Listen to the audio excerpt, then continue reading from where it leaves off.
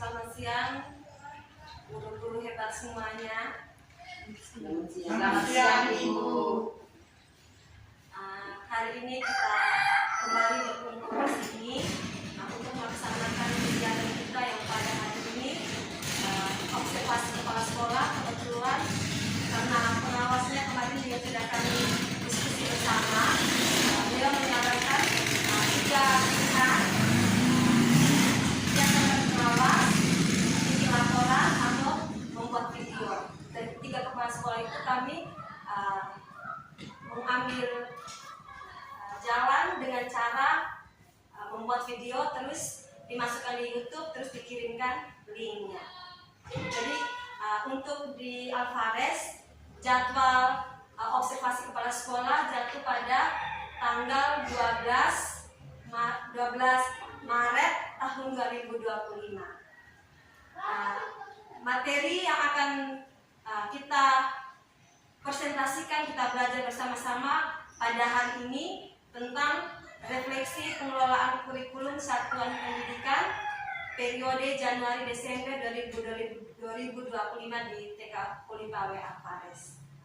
Sebelum kita mulai diskusi kita pada siang hari ini, mari kita buka dengan doa. Kepada Ibu Cini kami persilakan.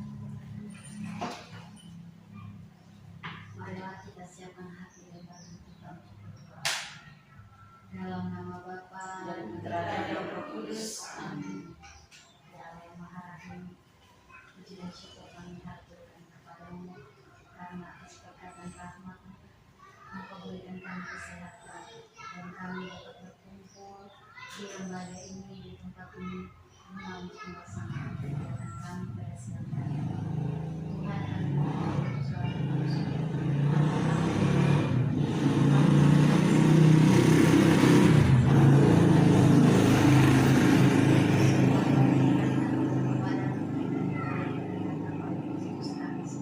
Masih semangat? Masih. Baik teman-teman, terima kasih sudah menyempatkan waktunya. Hari ini kita duduk di sini, kita berdiskusi bersama untuk keberhasilan yang bisa terapkan di lembaga kita dengan tema kita hari ini, refleksi pengelolaan kurikulum satuan pendidikan. Oke, kita langsung saja ke materi kita.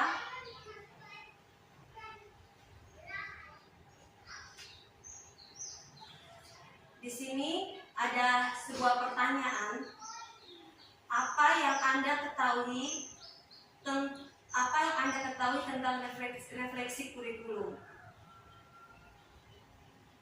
Mungkin sebelum ke slide berikutnya, mungkin ibu-ibu di sini mungkin bisa menjawab, mungkin bisa perwakilan atau kan mungkin punya pendapat masing-masing dari pertanyaan ini. Apa yang Anda ketahui tentang refleksi kurikulum satuan pendidikan? Refleksi kurikulum itu artinya kita mengevaluasi dan menganalisis proses kegiatan pembelajaran kita untuk kurikulum Merdeka di tahun 2024. Refleksi ya, mengevaluasi kembali. Evaluasi kembali. Mungkin dari teman-teman guru lainnya. Mungkin sudah pas. Oke. Jadi dari buku itu juga semua jawaban itu benar, tidak ada yang salah. Di sini saya hanya menambahkan kembali tentang apa pengertian dari refleksi kurikulum itu.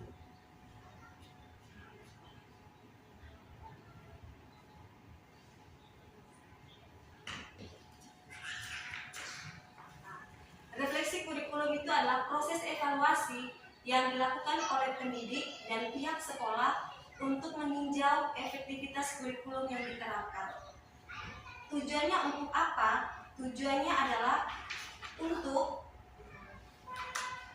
memastikan bahwa kurikulum yang telah digunakan sesuai dengan kebutuhan peserta didik, visi misi sekolah, serta perkembangan ilmu pengetahuan dan teknologi. Dari hasil refleksi itu tujuannya adalah untuk memastikan bahwa kurikulum yang digunakan telah sesuai dengan kebutuhan peserta didik, visi sekolah, serta perkembangan ilmu pengetahuan dan teknologi. Di sini slide selanjutnya kita akan melihat tentang apa peran kepala sekolah dalam manajemen kurikulum. Dalam implementasi kurikulum Merdeka Belajar, kepala sekolah memiliki peran untuk menggerakkan proses pembelajaran yang berpusat pada murid dan memberikan kemerdekaan bekerja pada pendidik dan tenaga kependidikan. Bukan hanya itu saja, tugas kepala sekolah meliputi perencanaan kurikulum yang dimana mengembangkan visi dan misi sekolah yang selaras dengan kurikulum nasional. Yang kedua itu menyusun program pembelajaran sesuai dengan kebutuhan peserta didik. Yang ketiga menyediakan sarana dan prasarana yang mendukung proses pembelajaran. Yang keempat tentang supervisi dan evaluasi, mengadakan pelatihan dan workshop. Yang terakhir tentang kemitraan dan kolaborasi. Yang dimana yang di rapor pendidikan kita yang tahun 2024 itu banyak terdapat poin yang merah, di mana poin yang merah itu tentang kemitraan dan kolaborasi, itu kemitraan dengan orang tua. Jadi itu merupakan satu tugas untuk kita agar yang rapor yang merah itu, yang kemitraan itu biar menjadi warna hijau seperti itu. Jadi nanti kita bisa refleksi bersama-sama langkah-langkahnya itu seperti apa. Tadi kita lihat tentang komponen pengelolaan kurikulum. Komponen pengelolaan kurikulum itu di sini ada 4 komponen. Yang pertama perencanaan. Perencanaan itu penyusunan dokumen kurikulum berdasarkan kebutuhan siswa. Setelah perencanaan, kita melakukan pelaksanaan. Pelaksanaan itu mengimplementasikan pembelajaran sesuai dengan kurikulum. Setelah pelaksanaan, kita evaluasi, menilai efektivitas kurikulum dalam mencapai tujuan pembelajaran. Dari hasil evaluasi itu kita melakukan pengembangan, itu perbaikan berkelanjutan berdasarkan evaluasi. Di sini tadi kita sudah melihat beberapa materi tentang kurikulum. Di sini kita akan berdiskusi bersama-sama tentang refleksi perencanaan kurikulum. Di sini ada 4 pertanyaan, semuanya ada 8 pertanyaan. Jadi kita nanti akan berdiskusi bersama-sama karena tadi materinya tentang refleksi, berarti kita merefleksikan kembali kurikulum yang sudah kita lewati bersama di tahun 2024 ini. Mungkin kendalanya seperti apa, mungkin sudah ada perubahan atau satu dan dua hal lainnya. Jadi kita hari ini kita bersama-sama refleksi seperti itu. Mungkin nanti saya akan memberikan pertanyaan kepada teman-teman, jadi kita bersama-sama berdiskusi. Baik ibu-ibu semuanya, tadi kita sudah belajar sedikit tentang materi kurikulum. Jadi sekarang kita langsung masuk di refleksi perencanaan kurikulum.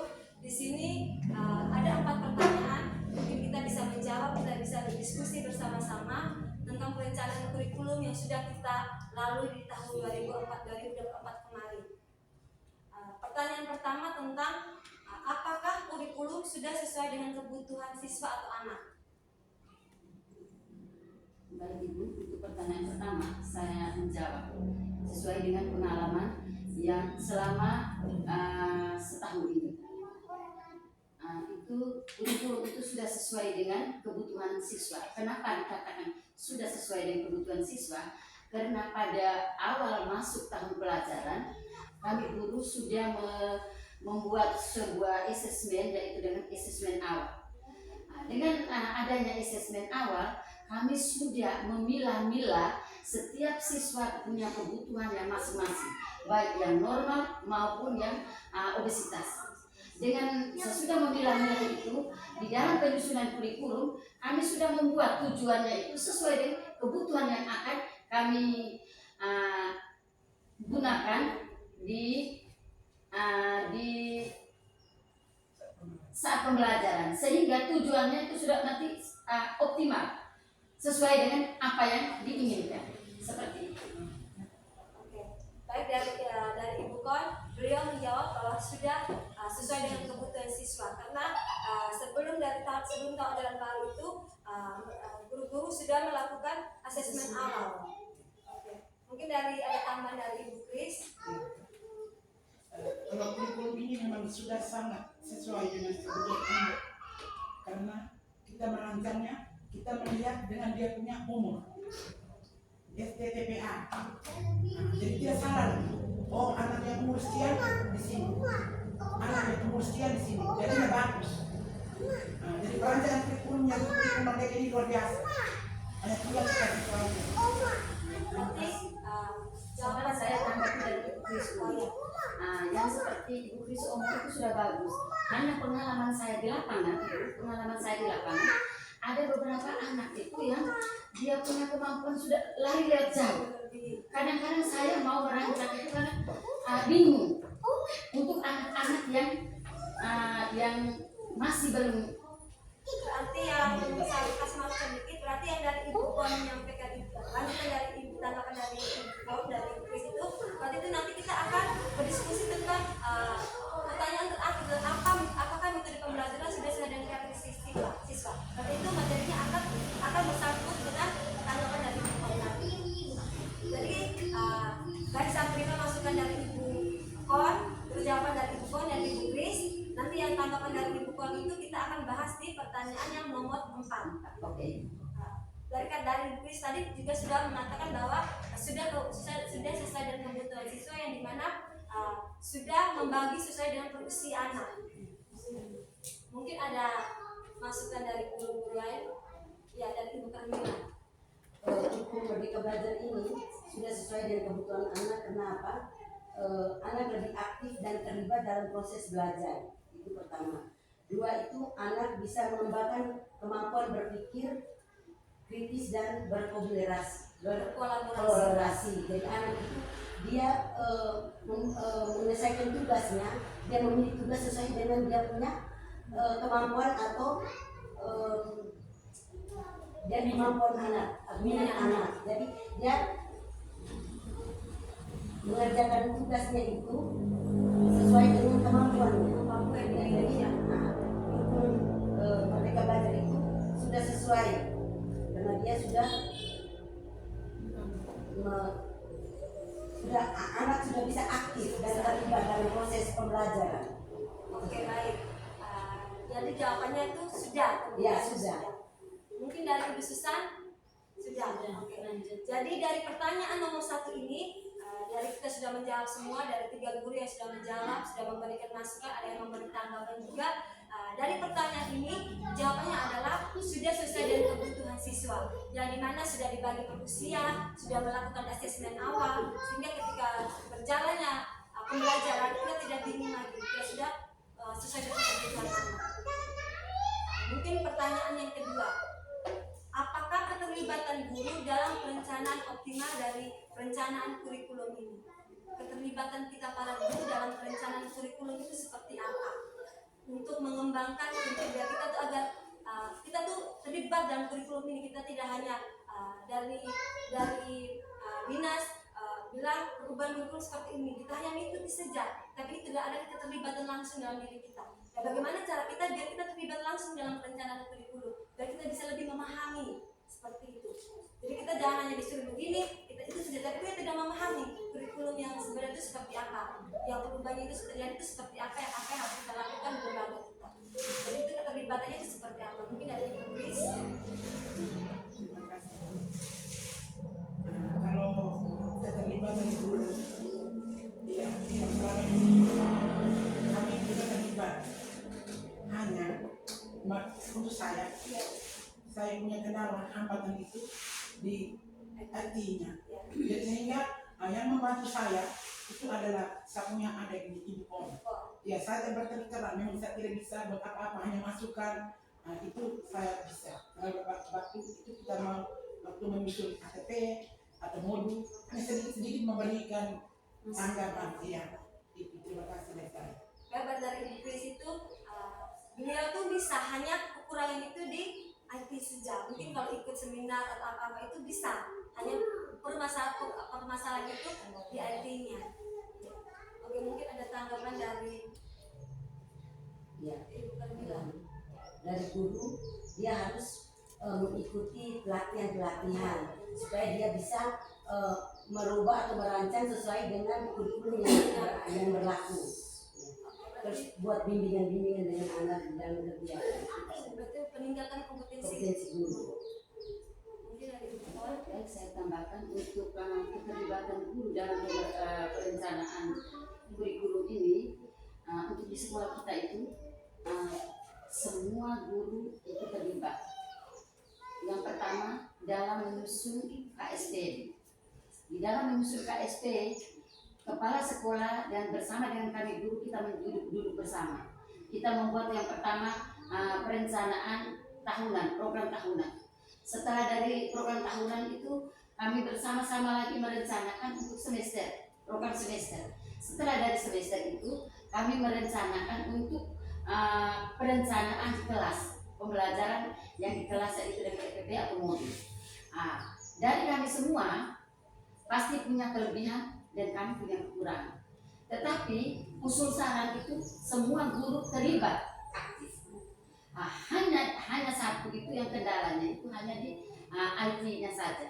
Mungkin mengoperasikan tidak bisa, tetapi dalam menyusun APP, dalam membuat modul ajar manual, dalam bentuk manual diserahkan ke salah satu guru itu yang masukkan ke dalam tetapi untuk peran serta semua oke. Dan untuk belajar saya rasa teman-teman saya ini saya memberi sebuah kata yang terima kasih salut. Karena apa?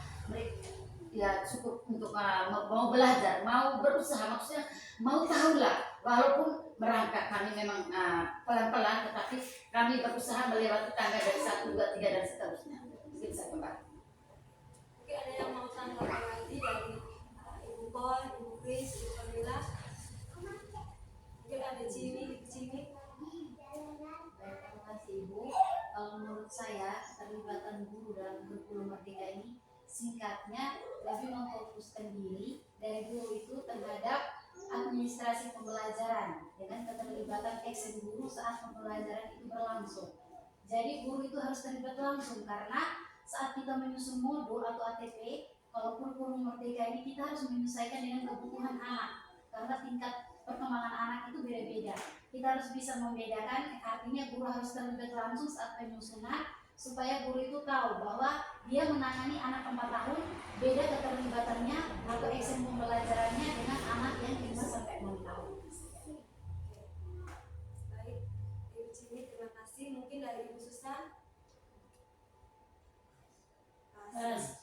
Jadi keterlibatan guru dalam perencanaan optimal seperti yang tadi Ibu sudah sampaikan, berarti di sekolah kita ini kita sudah melaksanakannya dan sudah kita terapkan.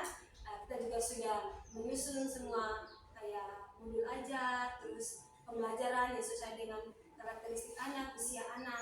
Hanya salah satunya itu kekurangan kita di IT seperti itu. Oke. Jadi sudah 2 ya yang sudah kita diskusikan itu yang sudah terlaksana di 3 ini. Apakah terdapat inovasi desain kurikulum? Mereka sudah menjawab semuanya. Ada inovasi dalam desain kurikulum di mana kita mengetahui bahwa di kurikulum Merdeka ini kita diberi kebebasan untuk mendesain ATP, modul ajar, tergantung kembali lagi di lembaga kita masing-masing. Tetapi dari desain itu kita tetap mengikuti poin-poin yang ada dalam kurikulum Merdeka itu. Pertanyaan selanjutnya, apakah metode pembelajaran sesuai dengan karakteristik anak? Sudah. Jawabannya sudah sesuai. Karena pertanyaan ini tidak jauh berbeda dengan pertanyaan yang nomor 1. Mungkin kita langsung saja pertanyaan selanjutnya. Apakah penggunaan media dan teknologi sudah efektif? Penggunaan media dan teknologi ini belum efektif. Kenapa dikatakan belum efektif? Karena baru beberapa guru yang memiliki laptop, sehingga dalam mendesain pembelajaran pasti hanya bantuan dari beberapa guru. Terus yang kedua, untuk kegiatan pembelajaran di kelas, kegiatan pembelajaran di kelas, kalau kita tayangkan cerita atau videonya, itu anak lebih mengerti, memahami. Kalau kita hanya bercerita tanpa ada gambarnya, ada videonya, kadang-kadang anak kurang mendengar. Mereka hanya ya sekilas mendengar. Dan kalau dengan adanya tayangan terbantu segala macam pertanyaan yang kita berikan itu pasti mereka bisa jawab karena mereka sudah melihat dan mereka sudah punya ada pemahaman gambaran tentang itu. Mereka bisa menjawab. Ya, seperti yang dikatakan Ibu Puan itu bahwa kalau kita bisa kita mengambil topik tentang banjir, tidak mungkin kita hanya menceritakan sejarah. Kita bisa menceritakan kepada anak, mungkin anak juga kadang-kadang bingung banjir itu seperti apa, kejadiannya itu seperti apa. Karena kita kan anak-anak tidak mengalami kejadian banjir yang ada di sekitar lingkungan kita kan tidak ada. Mungkin mereka lihat itu yang di Jakarta Selatan. Jadi ketika kita omong tentang banjir, kita juga harus menayangkan video tentang banjir itu supaya pertanyaan yang kita berikan kepada anak mereka dapat menjawab. Jadi mungkin dari pertanyaan ini kesimpulannya bahwa masih kurang dalam penggunaan media dan teknologi. Mungkin ini bisa jadi bahan refleksi untuk kurikulum selanjutnya. Ini pertanyaan selanjutnya, apakah ada hambatan dalam implementasi kurikulum? Kalau tidak ada berarti jawab saya tidak ada. Kalau misal ada hambatan, itu hambatannya kira-kira apa? Kalau menurut saya ada hambatan. Hambatannya itu yang pertama kan kurang literasi. Sedangkan panduan-panduan itu sudah diberikan, sudah ada. Yang kedua, kami kurang mengikuti misalnya ada BIMTEK seperti itu. Itu yang membuat kami kadang-kadang kami maju, kadang-kadang kami masih ke belakang lagi, belum move on.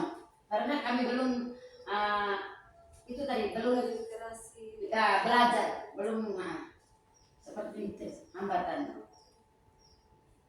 Mungkin dari Ibu Puan, mungkin dari teman-teman yang lain mungkin ada hambatan. Mungkin dari Ibu Kris mungkin pasti hambatannya di IT, ya pasti itu.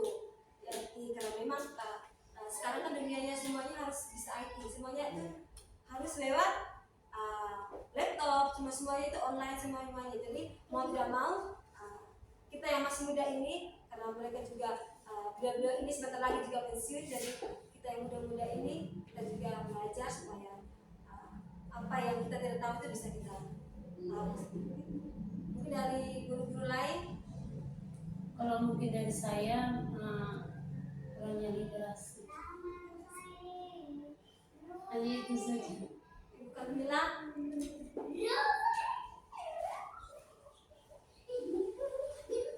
Ini sama kurangnya literasi.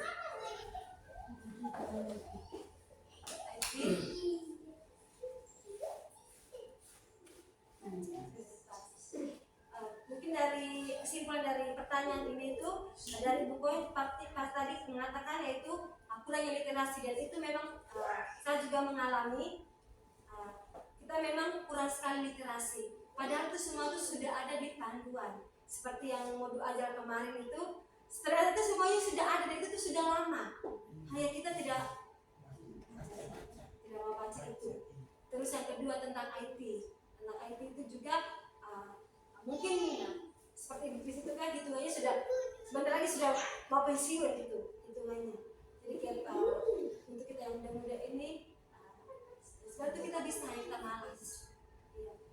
Kita hanya lebih ke yang lain saja, kayak TikTok, apa-apa yang lain. Ya. Padahal di situ tuh semuanya ada, kayak di PMN itu kan semuanya sudah ada. Pemerintah sudah sediakan kepada kita, hanya kita jarang menggunakan itu. Terus mungkin jadi masukan untuk lembaga kita. Mungkin kita para guru ini kurangnya kayak seminar, BIMTEK, itu workshop itu kan, itu mungkin juga sangat kurang sekali. Tapi kalau ada guru biasanya Ibu Kris, Ibu Pon, mungkin itu mandiri, mereka mandiri kayak ikut seminar seperti itu. Di PMM itu juga ada. Tapi yang di sekolah kita ini, misalnya kita mengambil narasumber, kemudian narasumber itu kayak jarang sekali. Jadi itu mungkin bisa bahan refleksi kita untuk tahun ajaran berikutnya tentang hambatan dan implementasi kurikulum ini. Ada satu mungkin kurang berbagi praktik. Praktik kurang yang praktik baik itu semisal kayak ada guru yang mengikuti kegiatan. Iya, setelah itu baru mereka melakukan praktek baik seperti baik. Baik, kurangnya keterlibatan orang tua, mungkin ini kita diskusi sedikit saja sebelum kita menulis perubahan-perubahan yang ada dalam diri kita ini untuk perubahan kurikulum selanjutnya di semester 2. Kita diskusi tentang kurangnya keterlibatan orang tua. Kenapa saya bilang harus berdiskusi sebentar? Karena di rapor pendidikan kita itu di tahun 2024 yang kurangnya keterlibatan orang tua itu ada di nilai terendah, itu merah. Mungkin kita saat ini kita bisa diskusi bagaimana cara solusinya agar nilai yang merah itu tuh bisa menjadi yang lebih bagus. Mungkin kita bisa terapkan di tahun ajaran baru atau mungkin tahun yang berjalan ini.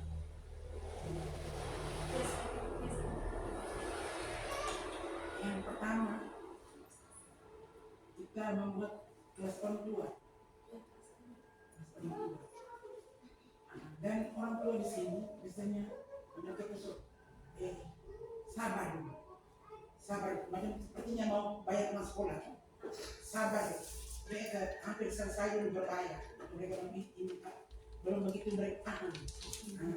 Jadi kelas orang tua itu kita harus kasih jadwal. B1-nya kapan, B2-nya kapan, A1-nya kapan, A2-nya kapan. Sehingga dalam 1 bulan atau berapa bulan begitu supaya mereka tahu bahwa semua mereka datang ke kelas itu dengan ibu gurunya dan memberi supaya tentang yang pertama dana supaya jangan pincang dan yang kedua untuk kemajuan belajar. Yang ini kurang orang tua begitu, jadi mereka harus ikut terus dengan kemajuan anak ekspor. Terima kasih. Baik, terima kasih atas masukannya. Mungkin dari ibu mungkin berbeda dari Ibu Kris.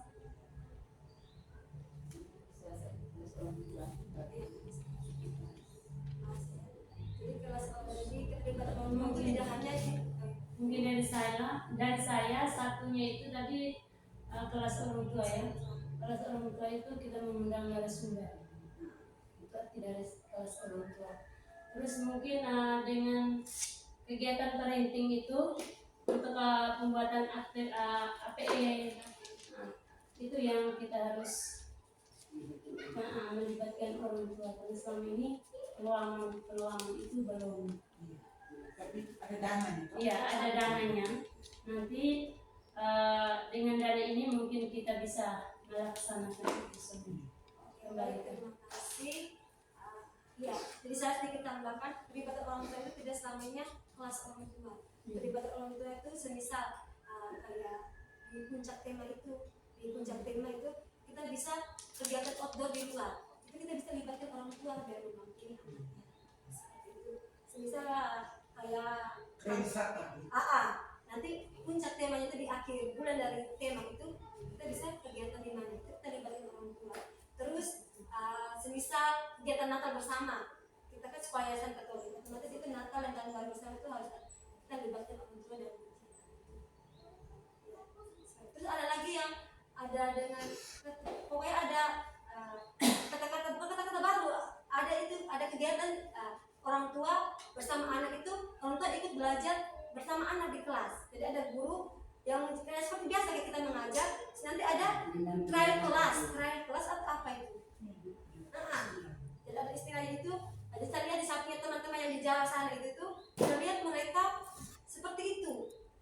Ya, ada orang tuanya, orang tua mendampingi anak, gurunya mengajar.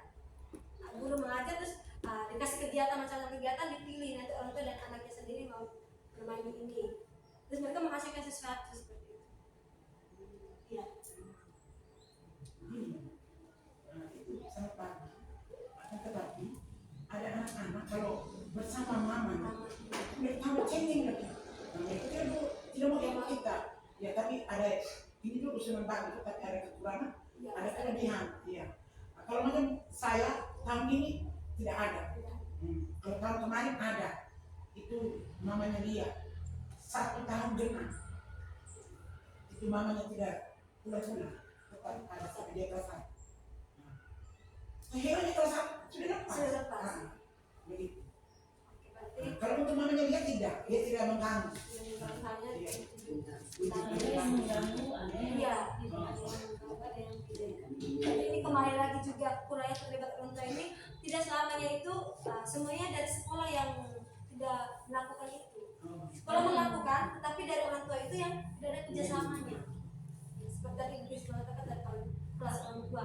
Ketika kita sudah membuat itu, ada orang tua yang tidak datang kehadirannya. jadi juga setengah mati. Jadi maka ini jadi sebuah PR untuk kedepannya itu. Baik, ibu-ibu semuanya, ini adalah bagian terakhir dari diskusi kita hari ini. Dari bagian terakhir ini, saya memberikan tugas kepada ibu-ibu semua apa yang sudah kita refleksikan tadi, sudah kita bicarakan, masukan, tanggapan semuanya sudah kita diskusikan bersama-sama, sudah kita dengar. Terus tidak hanya kita mendengarkan saja, tetapi kita dari yang memang belum terlaksana itu bagaimana solusinya biar kita bisa kembali bersama-sama. Terus dari yang terakhir ini saya akan memberikan kertas. Ini adalah sebuah refleksi perbaikan untuk kurikulum kita di tahun ajaran baru atau kurikulum dan ajaran yang sedang berjalan ini untuk perbaikan kita, untuk lembaga kita ini. Jadi kita bisa menulisnya di sini. Setelah menulis kita bisa menempel di situ. Supaya apa? Supaya ketika kita sudah menempel di situ, di saat tahun ajaran baru atau tahun ajaran berjalan ini kita melihat lagi, oh saya sudah menulis seperti ini, apakah saya sudah melaksanakan atau belum? Jadi ini nanti akan ditempel mungkin di dalam kepala sekolah kah atau di mana kah yang bisa kita baca bersama-sama. Jadi ketika kita sudah lewat, oh ternyata kemarin saya tulis ini, berarti saya sudah melakukan ini. Stop ya. Oke.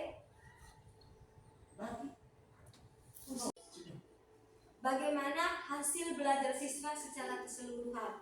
Mungkin ini lebih ke wali kelas, karena wali kelas yang menghandle anak setiap harinya bersama anak, dan kita juga pada tahun kemarin 2045 kemarin itu kita juga sudah membagikan hasil belajar anak itu rapor pada orang tua. Mungkin di sini kita bisa berdiskusi hasil belajar siswa kita itu secara keseluruhan pada tahun kemarin dari 2024 itu.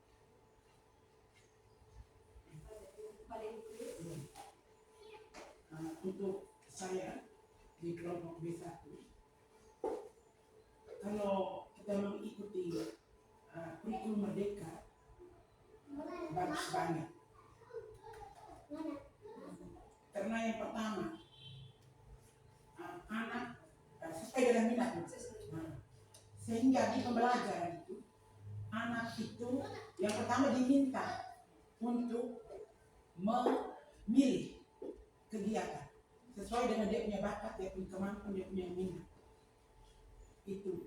Yang kedua, saya biasanya kadang-kadang saya harus kegiatan itu saya harus memberikan untuk anak semuanya. Iya, semua. Iya, semuanya. Iya. Ada yang macam satu hari ini memilih, besok saya harus semua. Khususnya lebih yang di literasi dengan berhitung, matematika. Ya, literasi, no? Jadi itu. Kadang-kadang anak ini kalau macam memilih, dia memilih, berarti mereka tidak mau di yang angka-angka. Itu tidak mau penjumlahan, mereka tidak mau. Mereka maunya di menyusun.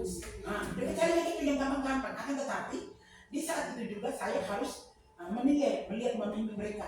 Oh, yang di balok itu juga bisa menghitung, bisa melompokkan warna, melompokkan bentuk. Jadi begitu saya punya teknik. Iya. Kadang-kadang belajar mereka memilih, kadang-kadang saya kasih mereka sama-sama. Dan hasilnya ada yang bagus sekali, ada yang bagus sekali, dan ada yang belum sesuai dengan mereka punya kemampuan. Itu pas di waktu kami membeli rapor, saya biasanya menyarankan kepada anak, karena saya lihat anak ini bakatnya hanya mendengar. Nah, di rumah ternyata pas laporan mamanya bilang aku ibu dia di rumah itu dia pintar, dia pintar, pokoknya ibu omong itu dia bisa. Jadi akhirnya saya memberi keputusan bilang no ibu. Nah, jadi anak ini full, mamanya harus handle dua, sebagai ibu dan sebagai guru di rumah. Iya. Ada sini kami hanya 2,5 jam.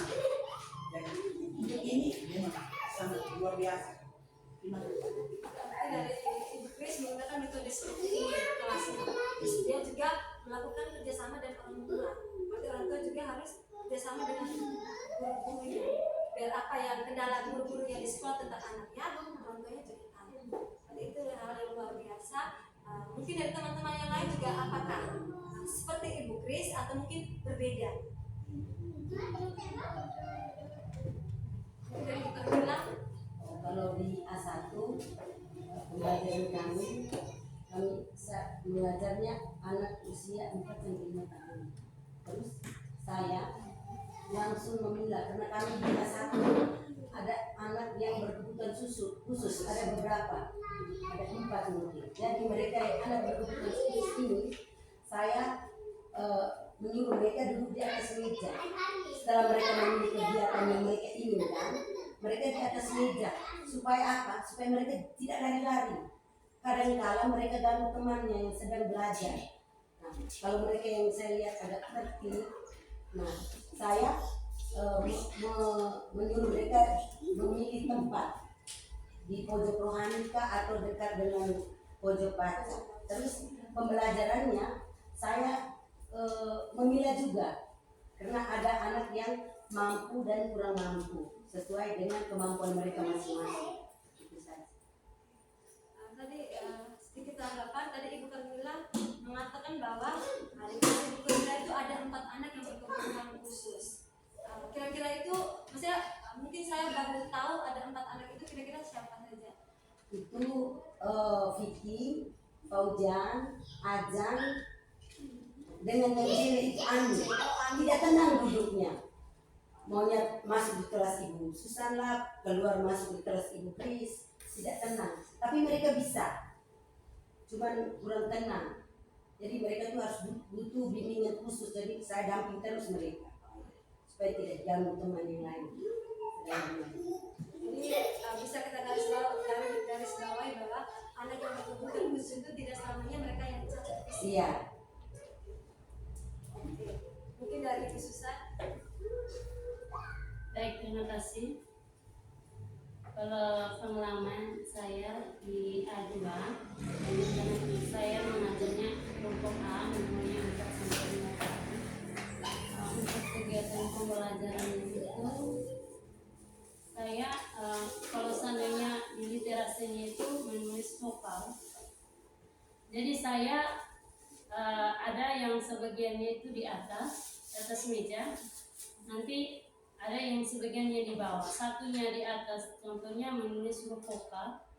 Kalau yang di bawah mungkin mereka bermain Lego atau apa begitu. Itu saya memilah anak karena saya sudah bisa ini, karena ada anak yang sama sekali belum bisa untuk mengenal huruf vokal ataupun konsonan. Terus ada yang sudah.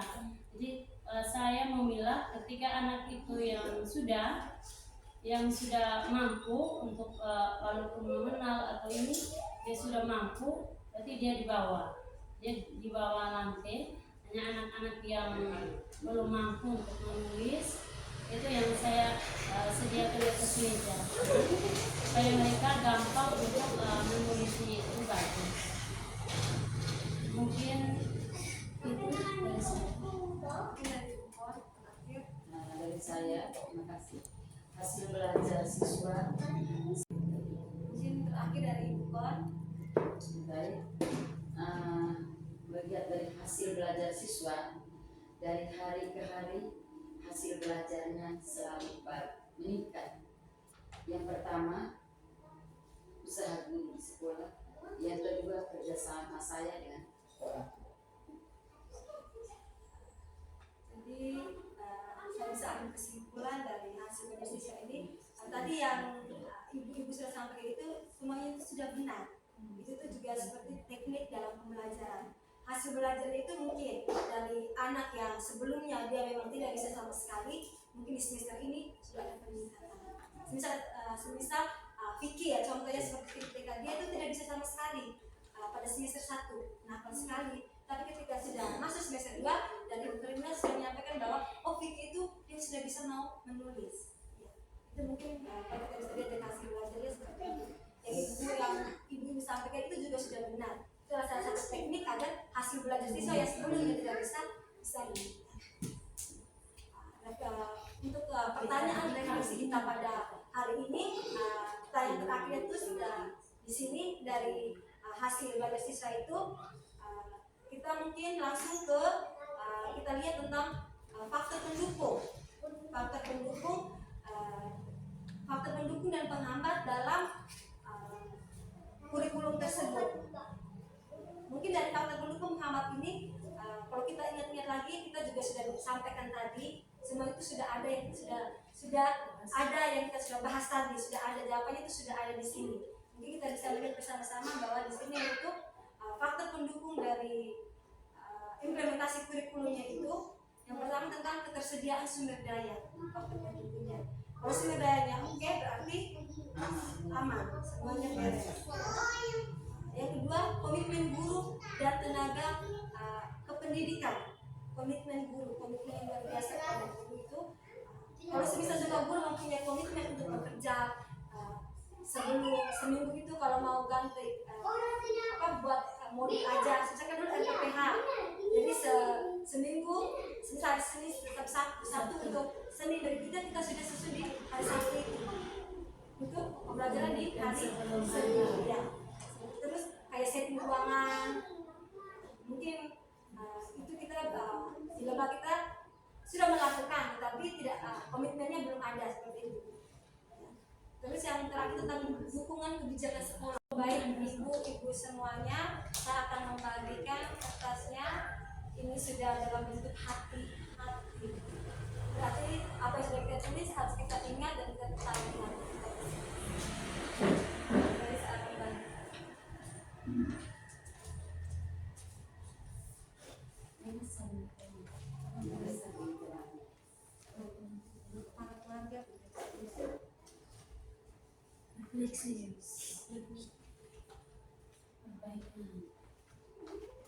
Terima kasih.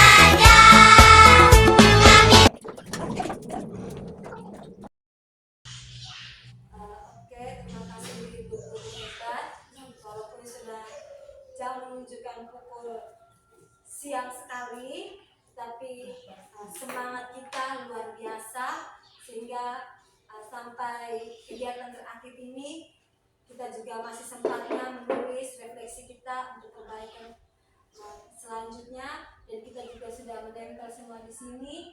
Semoga apa yang sudah kita tulis ini bisa kita laksanakan untuk perbaikan di lembaga kita ini.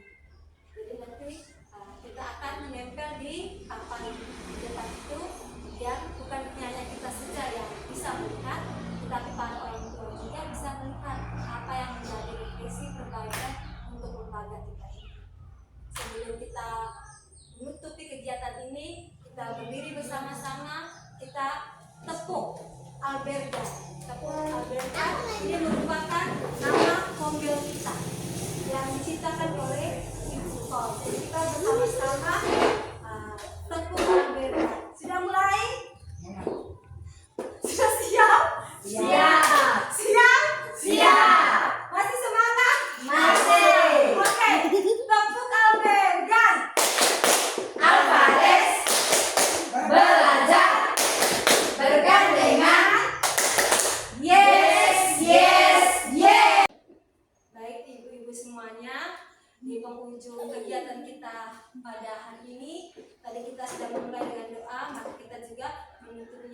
menutup kegiatan kita ini dengan doa.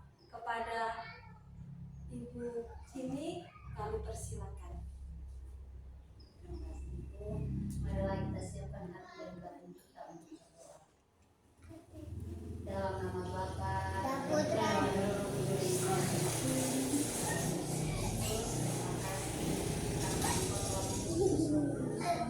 Dari awal kegiatan kami sampai saat ini, Tuhan, kami percaya apa yang kami pelajari hari ini, apa yang kami bahas hari ini dapat berjalan sesuai dengan kehendak-Mu, yakni dapat berguna bagi diri kami, bagi sesama, untuk anak didik kami dan untuk bangsa. Tuhan, sekarang kami mau pulang, jagalah kami dalam perjalanan pulang, agar kami tiba di rumah kami masing-masing dengan selamat. Nama-Mu kami puji kini dan sepanjang masa. Amin. Dalam nama Bapa dan Putra dan Roh Kudus. Selamat siang, selamat siang.